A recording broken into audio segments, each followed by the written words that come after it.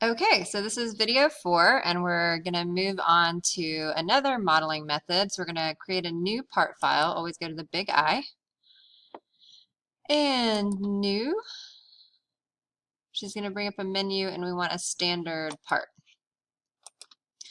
Okay, so we're going to make this shape now. And I'm going to start it out as a big block that's going to be 3 blocks high and 3 blocks wide. And then we're going to cut out this piece all in one shape.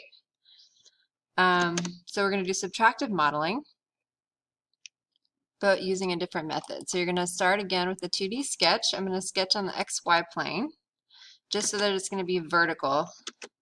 And first I'm going to grab the rectangle tool and make the dot green, go over, let go, and now I'm going to do 3 inches, 1 inch for each block, tab 3 inches, and enter. Okay, so when I click home, here is our base 2D shape. We're going to finish the sketch, and when we extrude, it's going to default to 1 inch. So we're going to go double check and make sure that's what we want, and that's the overall depth is never more than 1 block, so that's good. And so we'll just click OK. So here's our starting shape, and now we need to cut out this whole shape and take it away from the big block. We can start this in a lot of different places, but we will need to start it, actually I'm going to start it over in this corner. So if we go back, I'm going to now sketch on this face. I'm going to push that middle roller in and drag it over so I can see the whole thing. And now I want to start actually on this side because then I can measure how far I want to go down. So if we go back to the shape, I know from this corner I need to go down 1 block to make my cutout. You'll see what I mean once I start sketching. I could start from this corner, but I don't know where I'm 1 inch in without using the dimensioning tool, and so this is one way to avoid that. So instead of grabbing a rectangle this time, I want to grab this line tool, and then I'm going to be able to draw as I go. So I want to make sure this turns green in the corner, and I'm going to left click and then move down. And I want to type in 1. I need to be exact with my measurements. We're not eyeballing it. So I'm going to type in a 1, enter, and it's going to snap to that point. Now we go back to our shape, and we want to go over 1 to the left. So we want to make sure it stays horizontal. So from this point, I'm going to go over horizontal, and it tells you that I'm at 90 degrees so that you know you're flat. And I want to, again, let go of the mouse and type in a 1 and enter. And now oops, that messed up. So I'm going to hit escape and do Control Z. So now I'm back to this point. I'm not really sure what happened, but it's good that you saw that because it could happen to you. So I'm going to click on the line tool again. I want to start where I left off, so it's very important that you wait until this green dot appears. Left click and then bring it to the left and type in a 1 and enter. Okay, that worked that time. So that's where we are.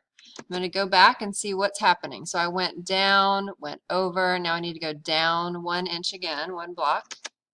So I'm going to go vertical down, type in a 1, hit enter, and now here's where we left off.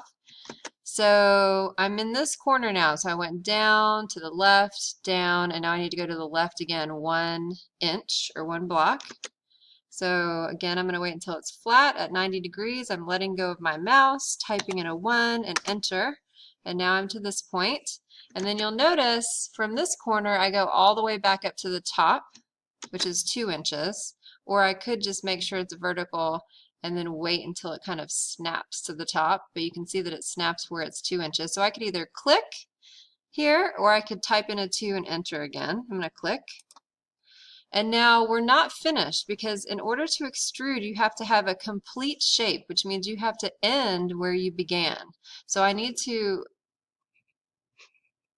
grab this point, left click, and now continue and carry my line back over to the starting point and wait until it turns green, and then click, and I'm actually done, so I'm going to hit escape.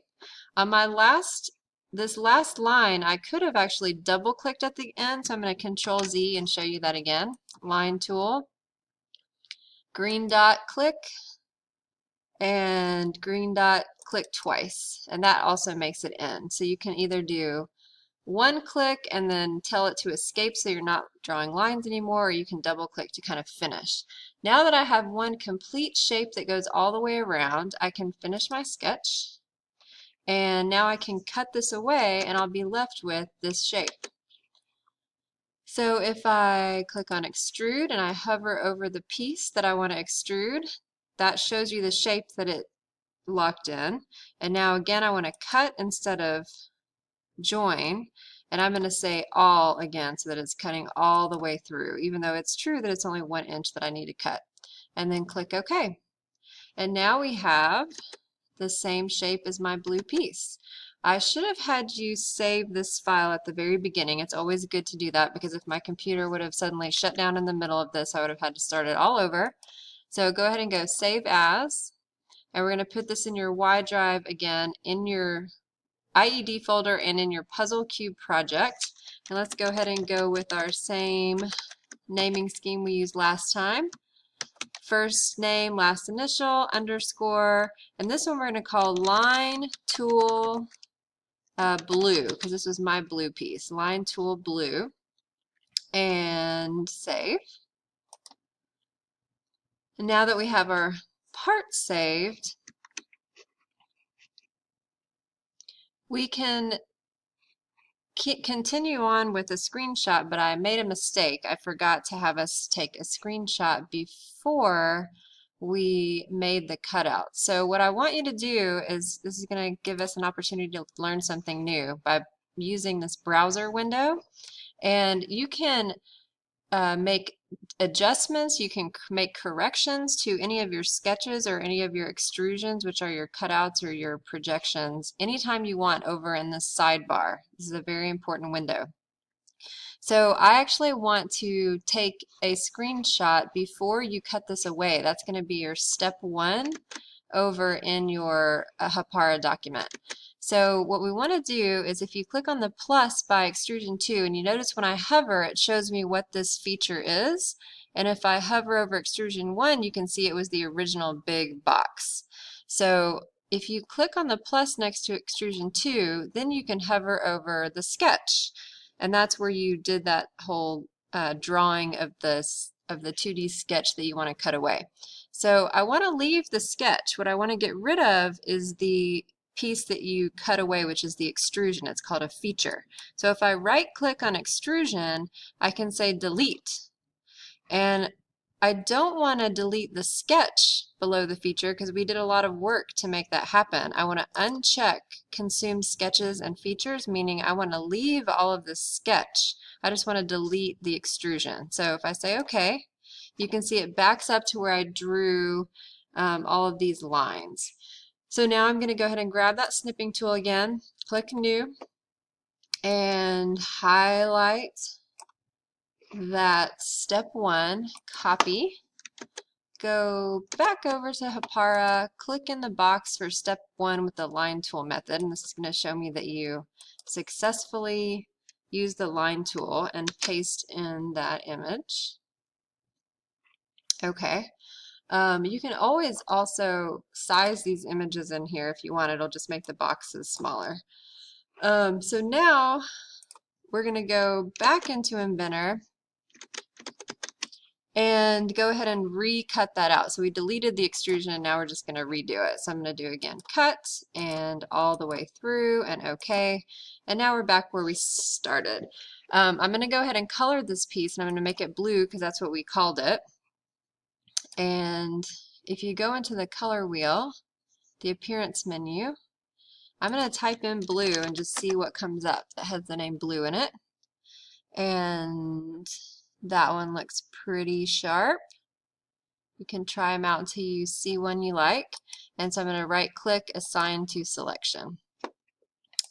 Now I'm finished with this piece, so I'm going to say save and do one last screenshot. So click new. I'm going to drag to highlight my shape, my finished shape, click copy, come back over to Hapara, and click in my completed line tool method shape, paste. I'm going to make that a little smaller.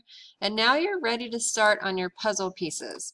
So for the rest of this assignment, you are going to use everything you've learned so far. You're going to use additive method, subtractive method, you might use a combination of methods to create your piece. You can use the line tool or just the shape tools in Inventor to make your pieces look like your multi-view drawings. Please make sure that you orient your pieces using that home button, maybe resetting your current view to home so that it looks just like your multi-view drawings and sketches that you did in class, because I'll be checking that when I come around to check off your part files. So have fun with your puzzle pieces.